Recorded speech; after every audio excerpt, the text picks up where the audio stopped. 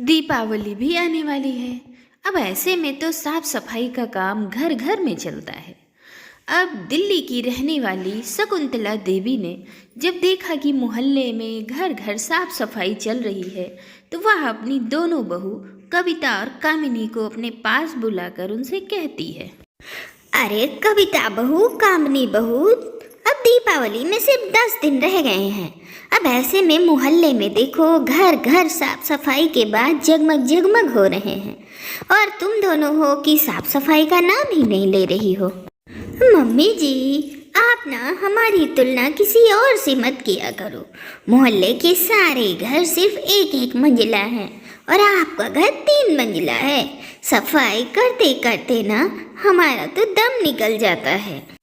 बिल्कुल सही कह रही हैं भाभी आप। और क्या हम खाली बैठे रहते हैं?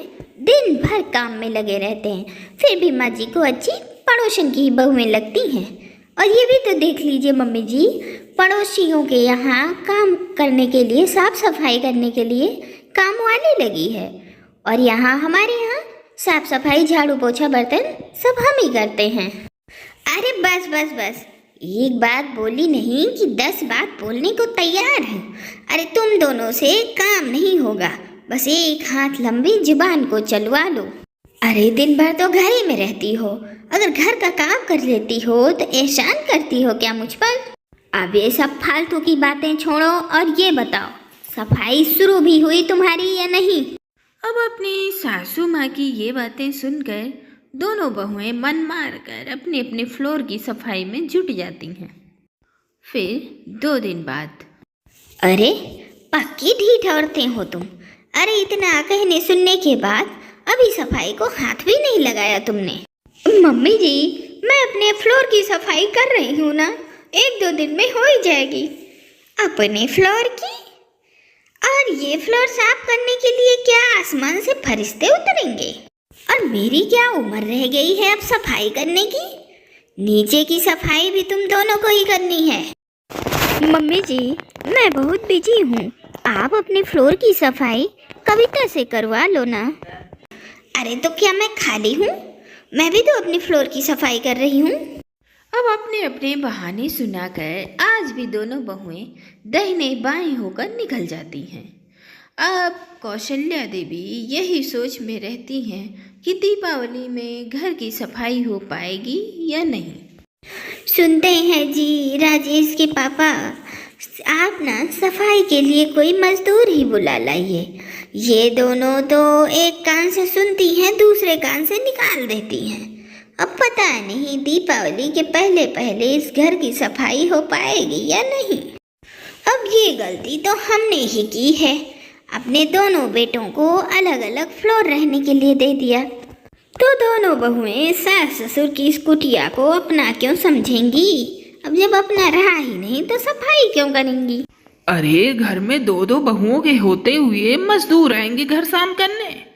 तुम चिंता मत करो, मैं देखता हूँ। फिर शाम के वक्त।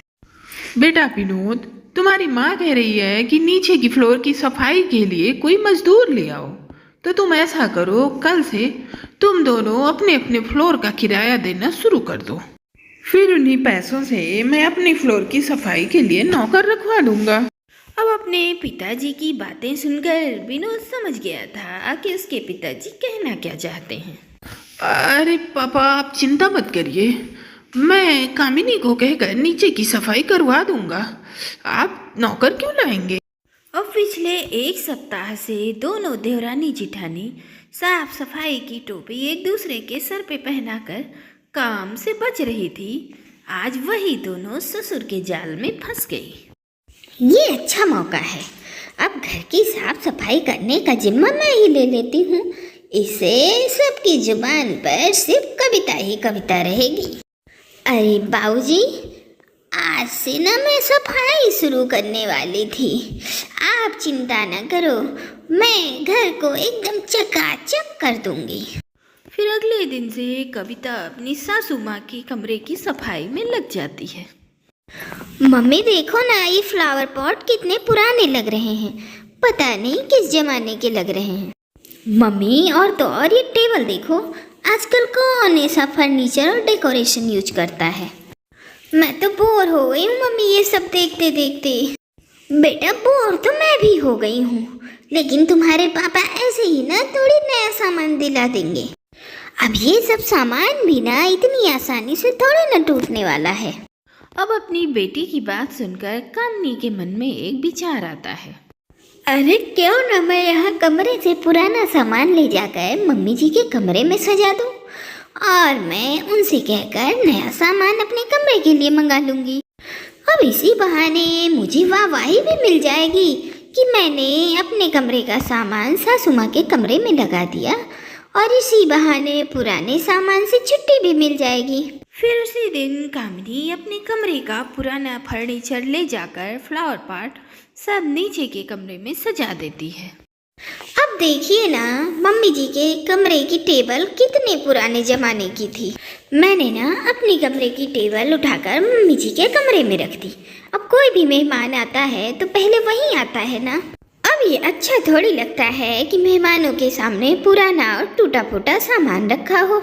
लेकिन हमारे कमरे की टेबल नीचे चली गई तो अब हमारा काम कैसे चलेगा?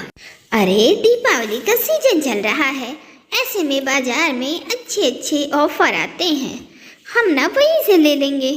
अब अपने कमरों का पुराना सामान निकालकर सास के कमरे में सजाकर अब कामिनी अपने पति की नज़रों में महान बन गई थी। और इसी बात से खुश होकर विनोद कामिनी को ले जाकर नया सामान दिला देता है। ये कामिनी भी ना एक नंबर की चालाक और कंजूस है। अरे इससे अपने कमरे का सामान निकालकर सासू माँ के कमरे में सजाया। अरे कभी इसने एक परफ्यूम मांगने पर दिया नहीं तो ये इतना बड़ा काम कैसे कर सकती है। अब देखो तो कैसे अपने कमरे का पुराना सामान लाकर यहाँ पटक दिया और अपने भोले भंडारे पति से नया सामान ले लिया। अब अगर ये कामिनी ऐसा कर सकती है तो मैं क्यों नहीं। अब मैं भी अपने कमरे का पुराना सामान ले जाकर नीचे सासू माँ के कमरे में पटक देती हूँ और अपने कमरे में नया सामान ले आती हूँ। वो अपनी देवरानी की देखा देखी कविता भी अपने कमरे का पुराना फर्नीचर लाकर सासू माँ के कमरे में सजा देती है। यहाँ तक कि अपना 20 साल पुराना बेड भी लाकर सास के कमरे में रख देती है। मम्मी जी मैं सोच रही हूँ कि आप लोग कब तक इस पुराने से तखत पर सोते रहेंगे। मम्मी जी अब जमाना बदल चुका है, अब आप भी ना अपना रहन सहन बदल दो। मम्मी जी ये देखिए मैंने आपके कमरे में अपना वाला बेड रखवा दिया है, अब से ना आप इसी पर सोना। अरे वाह कविता, ये तो तुमने बहुत अच्छा किया। माँ बाबूजी के लिए बेड की व्यवस्था करके तुमने तो मेरा दिल ही जीत लिया। लेकिन अब हम लोग कैसे सोएंगे? अरे आप चिंता क्यों करते हैं जी, चलिए हम अपने कमरे के लिए एक नया सस्ता सा बेड खरीद लेते हैं। हमारा क्या है, हम तो कहीं भी सो सकते हैं, लेकिन माँ बाबूजी को ऐसे रखना मुझे अच्छा नहीं लगता। ना ना ना। अब तुम्हारी ये बात तो बिल्कुल सही है। चलो ठीक है, शाम को चलकर मेरे साथ तुम अपने लिए एक अच्छा सा बेड पसंद कर लेना। अब देवरानी की तरह कविता भी बाजार जाकर नया बेड, सोफा और नया टीवी खरीद लाती है। अब अपने कमरे में इस चमचमाते सामान को देखकर कविता की मुस्कुराहट तो बंद हो ही नहीं रही थी। फिर दीपावली से एक दिन पहले अब देख लो कामिनी, मैं तुम्हारी तरह नहीं कि अपने कमरे का पुराना टूटा फूटा सामान ले जाकर सासू माँ के कमरे में रख दूँ। अरे मैंने तो अपने दहेज का सामान, बेड, सोफा, टीवी सब नीचे ले जाकर लगा दिया। अब देखो तो कैसे घर का नक्शा बदल गया, सिर्फ मेरी बदौलत। अरे बस करो जीजी, मुझे सब पता है, आप मुझे नीचा दिखा रही हैं। अरे सफाई करने से बचने के लिए आप ये सब कर रही हैं। अब आपको अचानक इतना प्यार कैसे उमड़ आया जो अपना सामान लाकर यहाँ पटक दिया। अब देवरानी जेठानी की इस छोटी सी बहस को विनोद सुन लेता है। कामिनी, क्या दिक्कत है तुम्हें? अब कविता ने अपने कमरे का सामान लाकर माँ जी के कमरे में रख दिया, क्या ये कम है? अरे तुम्हें भी कविता से सीखना चाहिए, उल्टा तुम झगड़ा कर रही हो। अब बड़े भाई की बात सुनकर छोटे भाई को बहुत बुरा लगता है। भैया, आप इस तरह से बोलकर ठीक नहीं कर रहे हैं। आपको कुछ भी कहना है तो मुझसे कहिए। आपको इस तरह मेरी पत्नी को डराना धमकाना बिल्कुल ठीक नहीं अच्छा लगता मुझे। अब हम छोटे हैं तो क्या सबसे दबकर रहेंगे? अरे बस भी करो तुम चारों। हम क्या गूंगे हैं? अब तुम दोनों की सलाह को मैं स्वीकार नहीं करता तो इसका मतलब ये थोड़ी कि हम अंधे हैं। अब मैं खूब समझता हूँ कि इस घर में क्या हो रहा है, कब हो रहा है। तुम दोनों क्या समझते हो कि इन दोनों गृह लक्ष्मियों ने जो अपना सामान लाकर नीचे सजाया है वो क्या प्यार से? क्या इन दोनों ने इसलिए सामान सजाया है कि उनको हमारी बड़ी चिंता है? अगर तुम ऐसा सोचते हो ना बेटा तो तुम लोग बहुत बड़े मूर्ख हो। अब इन दोनों ने अपने अपने फ्लोर को चमकाने के लिए पुराना सामान लाकर नीचे पटक दिया और अपने अपने लिए बाजार जाकर नया सामान ले आई। इससे तुम्हारी नजर में वे दोनों महान भी बन गई और पुराने सामान से पीछा भी छूट गया। अब तुम दोनों ने अपनी अपनी पत्नियों के नाम की आंखों पर पट्टी बांध रखी है। अब तुम्हें वही दिखाई देता है जो जो तुम्हारी पत्नियों को दिखाई देता है। अगर दोनों को हमारी इतनी ही चिंता थी तो नया बेड हमारे लिए मंगवाना था। अब तुम्हारी सास तो बिल्कुल सीधी साधी है और मैं बहुओं के बीच में बोलना पसंद नहीं करता। और आज पानी सर से ऊपर हो गया तो मुझे बोलना पड़ा। अब तुम दोनों ने जो अपना पुराना सामान लाकर नीचे सजा दिया मुझे उससे भी कोई आपत्ति नहीं है, लेकिन उस पर भी तुम दोनों क्रेडिट पाने के लिए एक दूसरे से लड़ रही हो।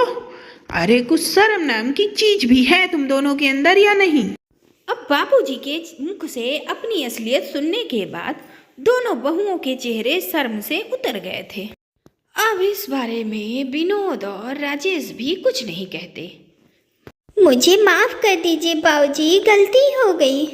हाँ पापा जी, मुझे भी माफ कर दीजिए। अब दोनों बहुएं ससुर से माफी मांग लेती हैं और फिर आइंदा से ऐसा काम नहीं करती।